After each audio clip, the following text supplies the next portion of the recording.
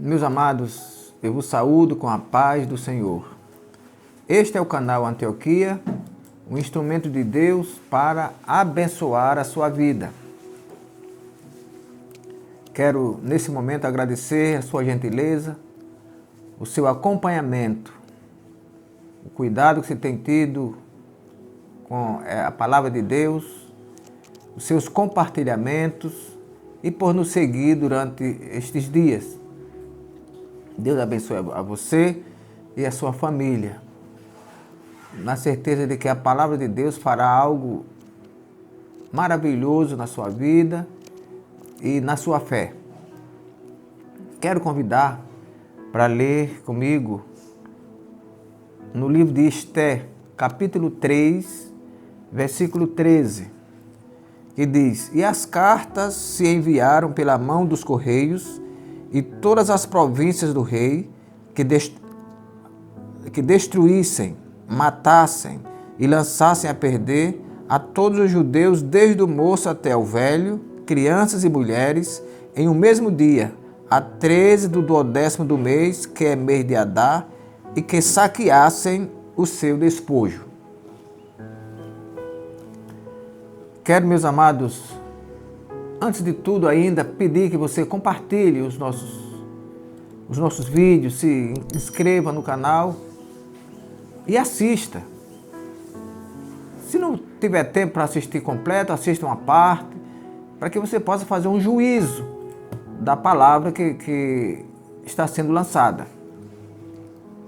Reagir é preciso. É a nossa temática de hoje.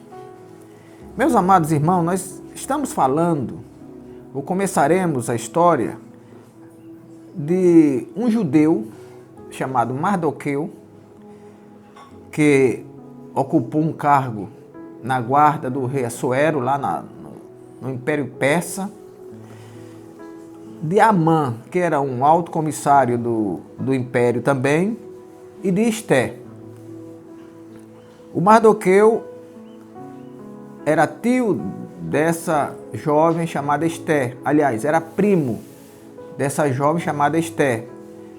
Foi ele que criou essa jovem como filha.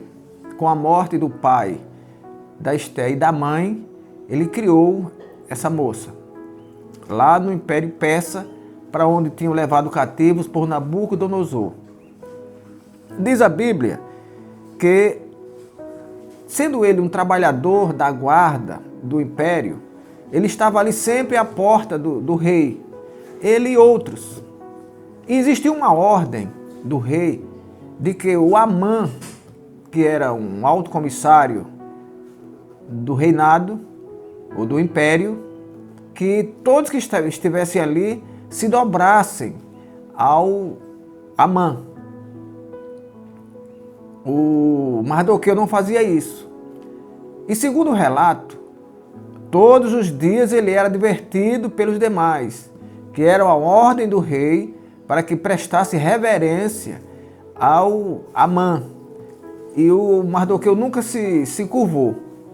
Resultado, eles levaram a história ao rei, que provavelmente, pelo relato da Bíblia, provavelmente o Mardoqueu teria dito: eu não faço isso porque eu sirvo a um Deus, que eu sou judeu e os meus costumes não são esses. E eles levaram então a história ao rei para que o Mardoqueu sustentasse a história de que era judeu e que por isso não cumpria as ordens do rei. Segundo a Bíblia, naqueles dias o Amã foi promovido. E aí ele criou mais ódio ao Mardoqueu e intentou o mal contra Mardoqueu. Mas a Bíblia diz que ele não se contentou fazer mal apenas a Mardoqueu. Ele levou ao rei e conseguiu que o rei assinasse um edito, um edital, um documento, no qual dava a permissão a Amã para que ele matasse todos os judeus que estavam ali no reino. E a Bíblia diz que o Amã, recebendo a ordem, ele disse ao rei que daria recompensa financeira a quem fizesse o serviço, a quem matasse. E segundo a Bíblia, aquilo foi feito em muito pouco tempo. Os correios, impelidos, segundo o relato, pela ordem do rei, eles entregaram aqueles editos. E a Bíblia diz que Mardoqueu, quando soube do que estava acontecendo, ele rasgou as suas vestes e vestiu-se em um pano de saco com cinza e foi até a porta do rei. Segundo o costume persa, ninguém poderia chegar à porta do rei, muito menos vestido de pano de saco.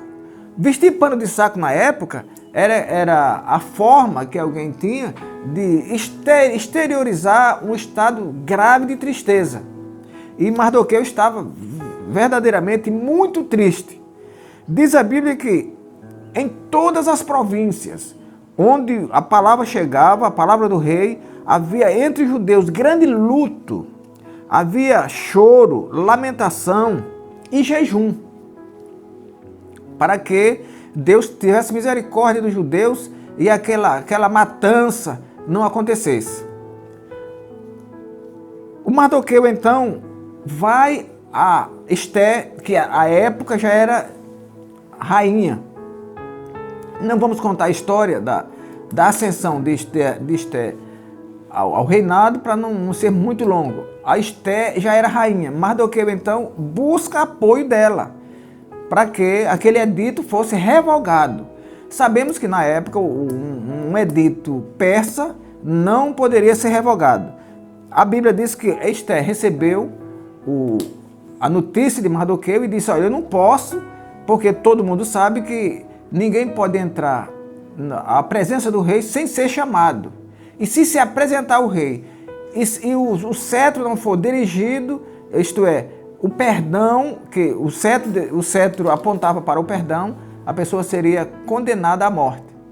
Mardoqueu então manda uma contra-ordem, um outro recado e diz: olha, diga à rainha que ela não pense que porque ela está no reinado agora, ela vai escapar, não. Todos morrerão. O edito é para que todos os judeus sejam mortos. E ela não vai escapar. Mas diga a ela também que se ela não se mobilizar para isso, socorro virá de outra parte. Mas ela e a família dela perecerão. Glória ao nome do Senhor. Meus amigos, eu quero dizer, eu disse isso para fundamentar o âmago da palavra, o cerne, o centro da palavra. Eu quero dizer, meus amados, que nós estamos vivendo uma época ímpar na vida do brasileiro e de todo o universo. Nós estamos diante de uma pandemia que já estamos chegando aqui no Brasil a perto de 300 mil mortos. É uma coisa espantosa. Mas nós queremos chamar a atenção, porque nós não estamos vendo a mobilização necessária para que Deus haja nesse negócio. Imagine que quando Mardoqueu recebeu a notícia da matança dos judeus, primeiro ele jejuou e demonstrou a sua tristeza. Os demais nas províncias jejuaram, choraram, lamentaram, porque estavam prestes a serem mortos.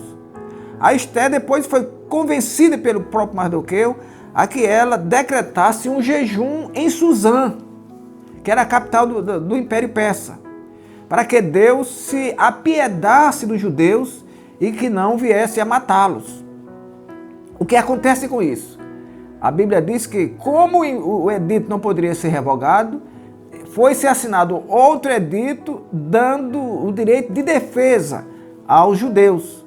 Isto é, o decreto para matar era um decreto de ataque. Eles iam atacar os judeus para matar.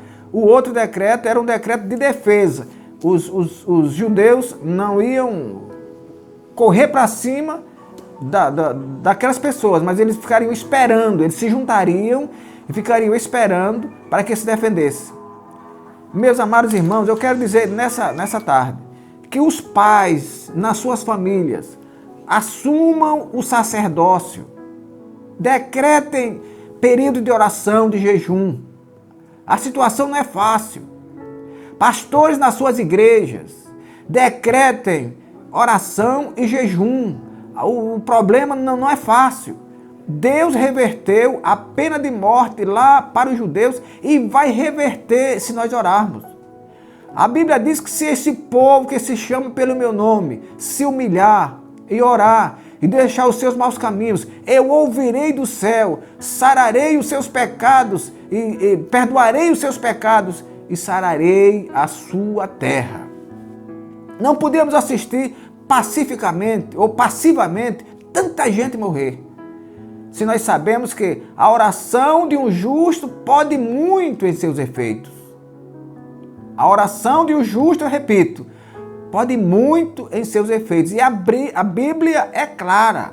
A Bíblia traz vários eventos onde situações difíceis se avizinhavam e as pessoas oravam, as pessoas jejuavam e Deus retirava a mão. Glória a Deus. Repito, pais de famílias, vocês são sacerdotes das suas casas, mães de famílias, vocês são as sacerdotisas das suas casas. Não deixe que o problema só venha a ser sentido quando morrer alguém da sua família. Está morrendo alguém do vizinho. Está morrendo alguém do seu conhecimento. Mas às vezes a gente só vai se acordar para a gravidade do problema se que Deus nos livre, aconteça algo na nossa família. A mesma coisa aconteceu com Daniel, o jovem também cativo lá na Babilônia. A Bíblia diz que por inveja editaram também, assinaram um documento dizendo que ninguém poderia fazer um pedido a outro Deus. Daniel, quando soube, diz a Bíblia que ele foi para a janela que dá frente para Jerusalém e como nos dias anteriores, orou ao Senhor. Glória a Deus. E aquela história, aquela teimosia, aquela santa teimosia, chegou ao ouvido dos invejosos. E eles levaram a história ao rei. O rei, ainda que pesaroso, como não podia revogar o edito, colocou Daniel na cova dos leões. E Deus, que é Deus que livra, não livrou Daniel de ir para a cova, mas foi para a cova com ele. Deus foi para a cova com Daniel. E os leões não tiveram força alguma contra ele. Se nós não orarmos, as coisas vão piorar. E depois a gente pode achar lá na frente que fomos omissos, que não fizemos aquilo que deveríamos fazer. A igreja tem que se levantar. A igreja tem que fazer a diferença. Eu tenho visto alguns lampejos aí de pastores que já estão fazendo orações em hospitais, na frente dos hospitais. Esse é o caminho. Nós temos um Deus que responde a oração. O profeta diz: clama a mim e responder-te-ei. E anunciar-te-ei coisas grandes e firmes que não sabes. Aliás, nós sabemos que Deus vai responder o nosso clamor.